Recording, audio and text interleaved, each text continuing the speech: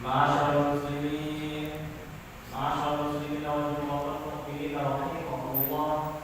عن أبي هريرة رضي الله عنه أن النبي صلى الله عليه وسلم قال: إذا كنت لصاحب يؤمن جنة أنزل والإمام يهده فقد بلغ. أنزل واسمع وأطيع رحمكم الله. أنزل واسمع وأطيع رحمكم الله. أنزل واسمع وأطيع رحمكم الله.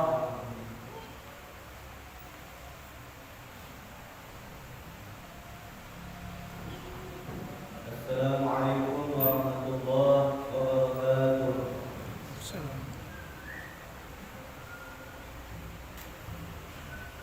الله أكبر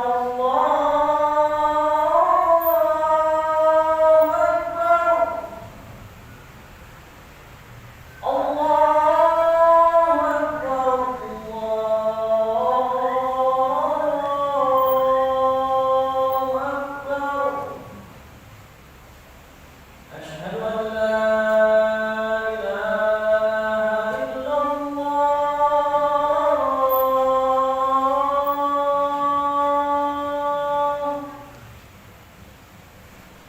أشهد أن لا إله إلا الله.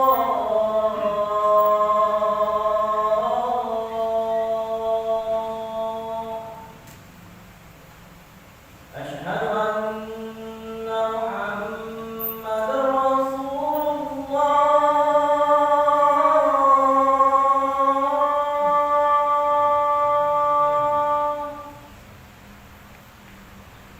أشهد أن محمدا رسول الله.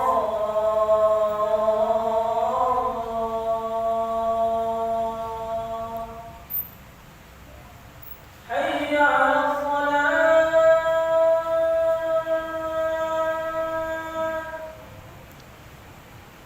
حي على الصلاة.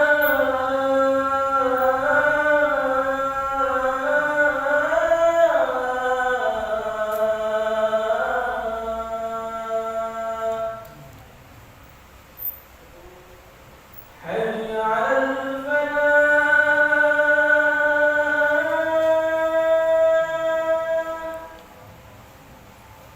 حي على الفلاح.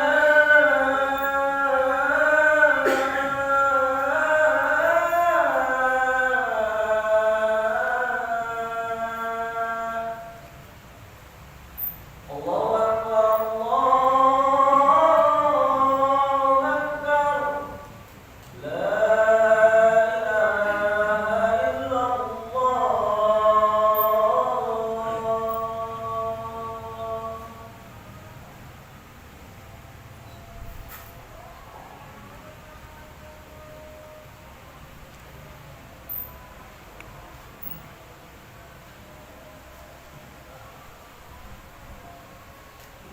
إن الحمد لله نحمده ونستعينه ونستغفره ونعوذ بالله من شرور أنفسنا ومن سيئات أعمالنا. من يهده الله فلا مضل له ومن يضلل فلا هادي له. أشهد أن لا إله إلا الله وحده لا شريك له وأشهد أن محمدا عبده ورسوله.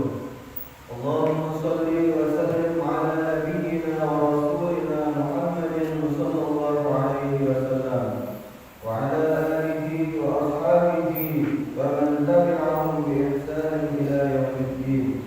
أما بعد فيا أيها الناس اتقوا الله حق تقاته ولا تموتن إلا وأنتم مسلمون. وقال أيضا: يا أيها الذين آمنوا اتقوا الله وقولوا قولا سديدا يصلح لكم أعمالكم ويغفر لكم ذنوبكم ومن يطع الله ورسوله فقد فاز فوزا عظيما. معاشر المسلمين يا معاشر الجماعة رحمكم الله. Segala puji kita panjatkan kehadirat Allah Subhanahu wa taala yang telah menganugerahkan kita segala nikmatnya yang tiada batas. Kedua kalinya salawat dan salam semoga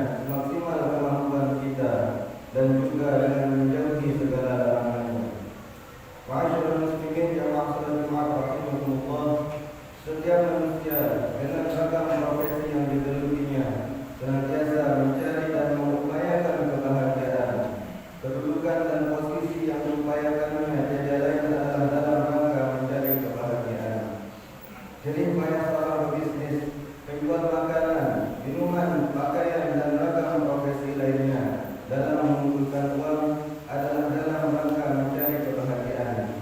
Karena itu, kebahagiaan merupakan orientasi utama setiap manusia dalam menjalani setiap episode kehidupan ini. Sungguh telah banyak orang berbicara tentang apa yang menjadi sebab seorang dapat memperoleh kebahagiaan, bagaimana metode, cara dan jalan untuk menempuhnya. Akan tetapi, sedikit di antara mereka yang membicarakan tentang tanda-tanda kebahagiaan itu sendiri. Tanda-tanda tersebut merupakan suatu petunjuk yang apabila ditemukan pada diri seorang hamba, maka sungguh ia telah memperoleh arti kebahagiaan yang sesungguhnya. Di antara orang yang membicarakan tanda-tanda kebahagiaan adalah Syekh Abu Ali Al-Hasan, salah seorang ulama Ahlus Sunnah wal Jamaah.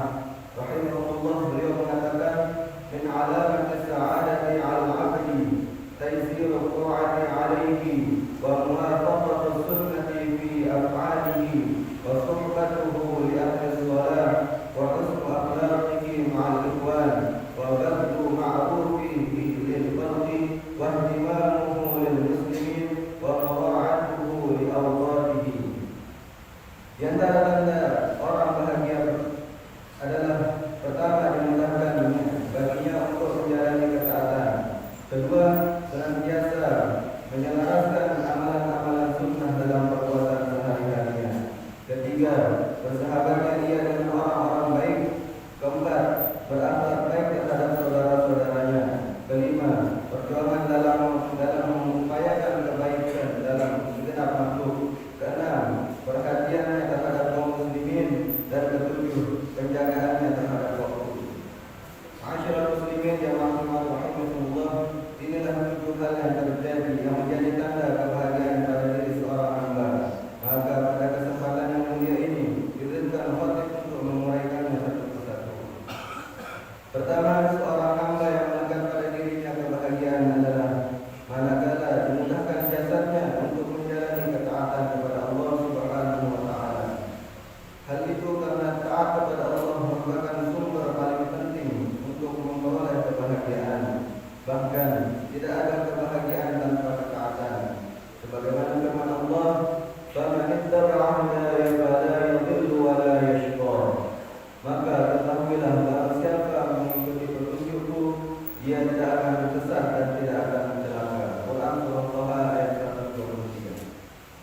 Dan Allah Subhanahu wa taala jika menghendaki kebaikan pada diri seorang hamba, maka Allah bukakan baginya jalan menuju ketaatan. Allah mudahkan dia untuk melaluinya, dan kemudian Allah bentengi dirinya dari hal-hal yang diharamkan. Hal ini juga menjadi syarat bahawa seorang hamba seharusnya senantiasa memohon kepada Allah pertolongan agar dimudahkan untuk menjalani ketaatan.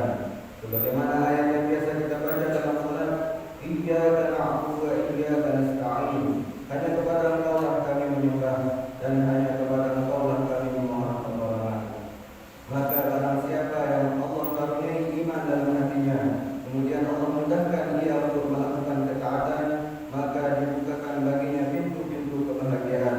Hal ini karena kuatnya hubungan antara dirinya dengan Rabbnya. Tanda orang bahagia di dunia kedua, seorang hamba yang menghiasi amal solehnya dengan amalan-amalan sunnah yang diajarkan oleh Rasulullah SAW. Hal demikian menjadi sebab hadirnya ketenangan dalam hati dan penyebab datangnya kebahagiaan dalam kehidupan seorang hamba. Karena Allah Subhanahu wa taala melapangkan dadanya Nabi Muhammad SAW sebagaimana firman-Nya, "Alam nashrah laka sadrak." Bukankah kami telah melapangkan dadamu wahai Muhammad? Dan para pengikut Nabi Muhammad SAW dari kalangan sahabat, tabi'in dan tabi'ut tabi'in adalah generasi yang Allah anugerahkan kepada mereka dada yang lapang, tersebar ketaatan dan menjalankan sunnah Nabi-Nya. Sebagaimana Rasul pernah mengingatkan dengan sabdanya, "Fa'alaikum bisunnati wa sunnatul khulafa'ir rasyidin al-mahdiyyin, 'addu 'alaiha bin nawajib." Hendaklah kalian berpegang teguh terhadap ajaranku dan ajaran khulafa'ir rasyidin yang mendapatkan petunjuk. Gigitlah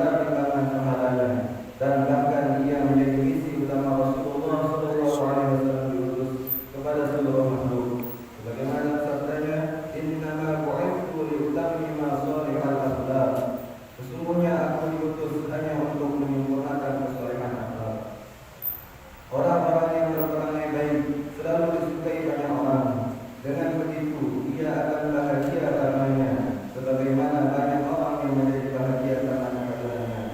Sebaliknya, perawi yang buruk hanya menatakan malapetaka, bahkan ia menjadi wasilah datangnya permusuhan dan kehancuran, bukan hanya untuk dirinya, bahkan untuk orang lain di sekitarnya.